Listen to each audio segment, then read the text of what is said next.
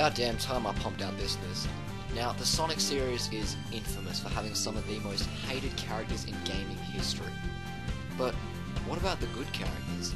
I personally think the Sonic series has some really memorable and likeable characters, whether for design, personality, or gameplay. I narrowed it down to, or found the only characters I actually like, to my 10 favourite Sonic characters. Now don't worry, there will be a top 10 most hated characters list, so don't complain why I like a character you don't. This is MadJack64's top 10 favourite Sonic the Hedgehog characters.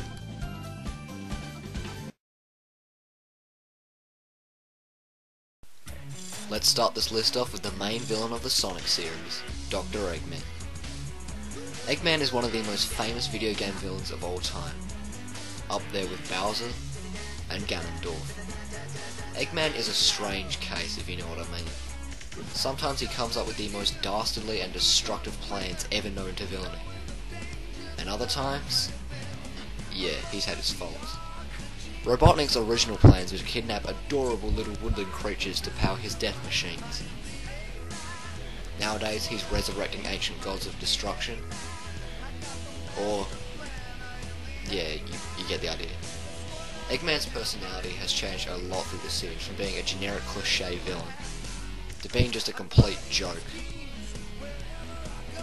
I personally like how they portray him now in modern games, how he's a likeable, enjoyable character, but also very threatening.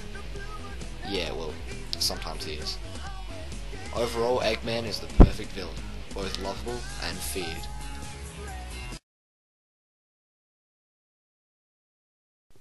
Tails the Fox.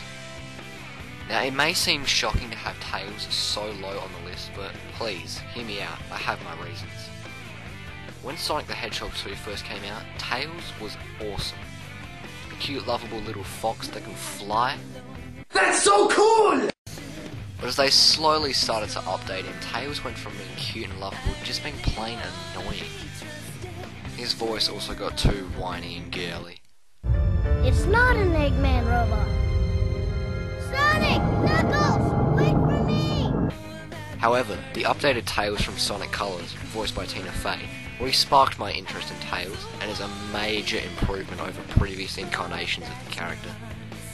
As mentioned before, Tails can spin his two tails around and fly for short periods. He's also a mechanical Einstein, with him building all sorts of robots, planes and mechs throughout the series, which really help in assisting Sonic.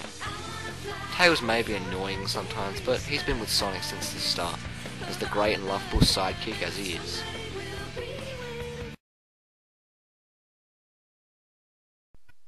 Cream the Rabbit.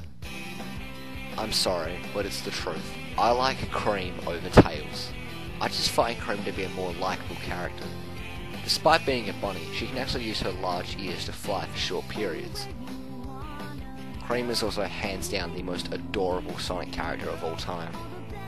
She's always smiling, having a friendly outlook on life. With her by her side is her equally adorable Chow Cheese, which Cream can use as a missile to attack her foes with. Now that's pretty badass. While I like Cream, she hasn't made many appearances in Sonic games recently, which was why it was nice to see her in Generations along with the rest of the Sonic cast. Overall, Cream is the cutest thing ever conceived, and my personal favourite female Sonic character. Find the computer room! Vector the Crocodile. Vector first debuted back in Knuckles Chaotix for the Sega 32X, along with the rest of the Chaotix crew. Vector is often considered a joke character who serves no purpose in the actual series. Well, I disagree. His main role in the series is to be the leader of the Chaotix, a group of bumbling detectives.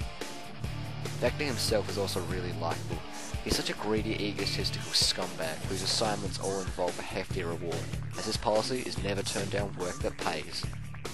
Although Vector serves no purpose in the actual series, he is still a lovable and funny character who really needs to appear in more games.